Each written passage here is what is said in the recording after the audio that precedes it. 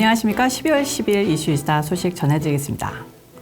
바이든 정권에 의해 대선 결과 뒤집기라는 억지 혐의로 기소된 특통령 변호인단이 현재 구사하는 전략은 너희가 혐의하는데 대통령에게는 면책특권이 있어. 트럼프 대통령이 대통령인 상태에서 한 일은 면책 조항이야. 그러니까 너희가 기소할 권한이 없어! 하고 바로 이건데요. 좌파 잭 스미스 특별검사 측은 이 논리를 깨기 위해 아주 눈을 뒤집고 있습니다. 그래서 이제 몰라 연방대법원에 판단 맡길 거야 하고 이렇게 발표했는데요. 이제 연방대법원이 어떤 판단을 할지 관심이 모아지고 있습니다.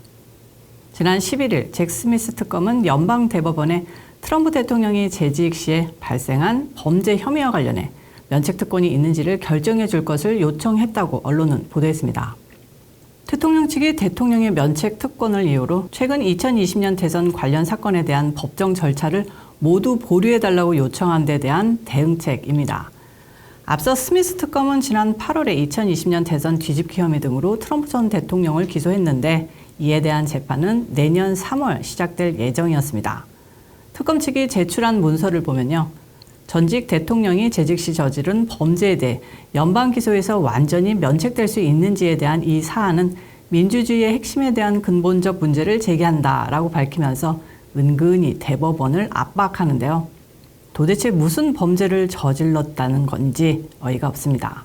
또한 면책특권 관련 결정에 대한 피고의 항고는 내년 3월 4일 시작될 예정인 재판을 중단시키고 있다라면서 연방대법원에서 이 사안을 판단하고 피고의 주장이 거부될 경우 가능한 한 신속하게 재판을 진행하는 것이 공공의 이익에 부합한다라고 했습니다. 억지스럽기 그지없습니다. 걔네들이 신속하게 재판하게 해줘 하는 건 단 하나의 이유는 대통령이 경선에서 패배하고 대선에 승리하기 이전에 어떻게든 사법적 판단을 끝마치고 싶어서죠. 미국 헌법이 바이든 정권이 만들어진 줄 아주 대단히 착각하고 있습니다. 특검은 그러면서 워터게이트 사건 때 연방대법원이 리처드 닉슨 당시 대통령의 행정특권 주장을 기각하고 테이프 제출을 명령한 판례를 예로 들었다는데요. 닉슨 대통령이 범죄 혐의로 가방왔습니까? 단지 닉슨 대통령이 갖고 있는 테이프 제출이 면책특권에 해당되느냐 마느냐의 건이었는데요.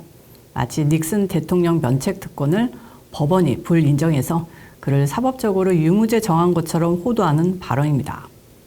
닉슨 대통령이 워터게이트 사건으로 기소된 적 없고요.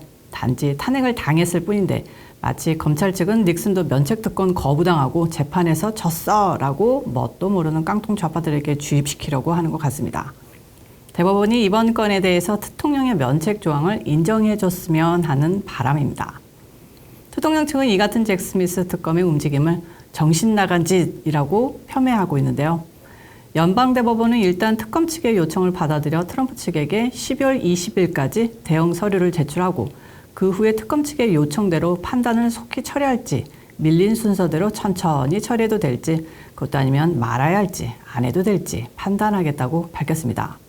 한편 트럼프 캠프 측은 특검의 요청에 대해 사기꾼 조 바이든의 부하인 정신나간 잭 스미스는 2024년 대통령 선거에 개입해 트럼프 대통령이 대통령 집무실을 탈환하는 것을 막는다라는 목표에 너무 집착하고 있다. 스미스는 대법원에 매달려 항소 절차를 우회하고 말도 안 되는 한방을 노리고 있다고 성명을 통해 밝혔습니다. 제가 의역한 말도 안 되는 한방, 헤일 메리가 뭔지 잠깐 설명해 드리자면 미식 축구에서 종료 직전 가능성도 없는 수십 야드짜리 롱패스를 어떻게든 공격수에게 연결하려고 무조건 던지는 작전을 헤일 메리라고 합니다.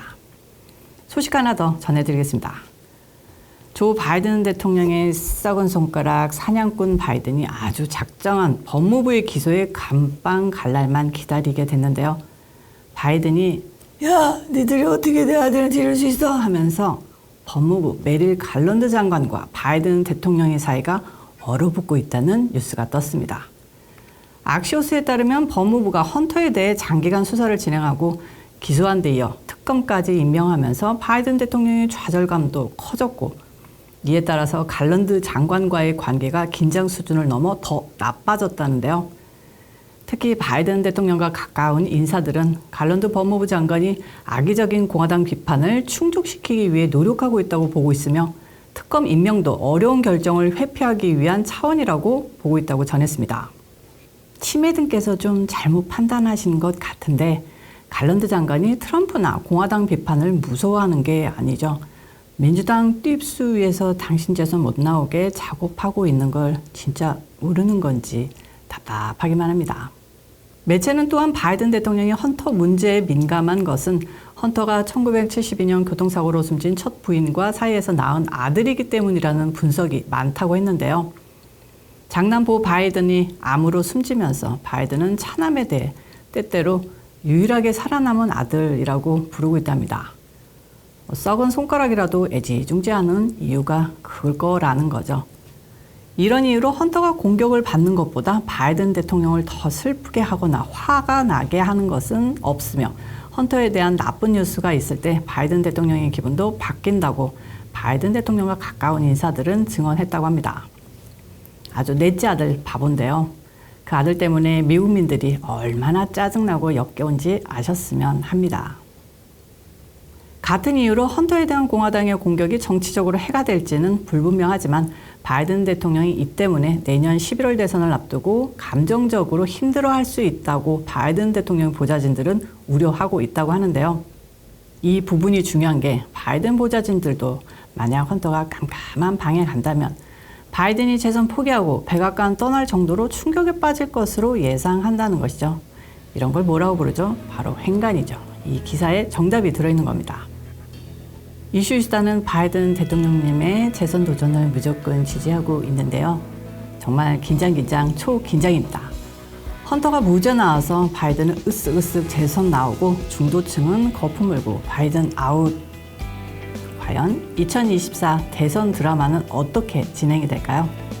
오늘 이슈이스타는 여기까지고요. 시청해주셔서 감사합니다. 가시기 전에 오늘도 좋아요 꼭 눌러주시고요.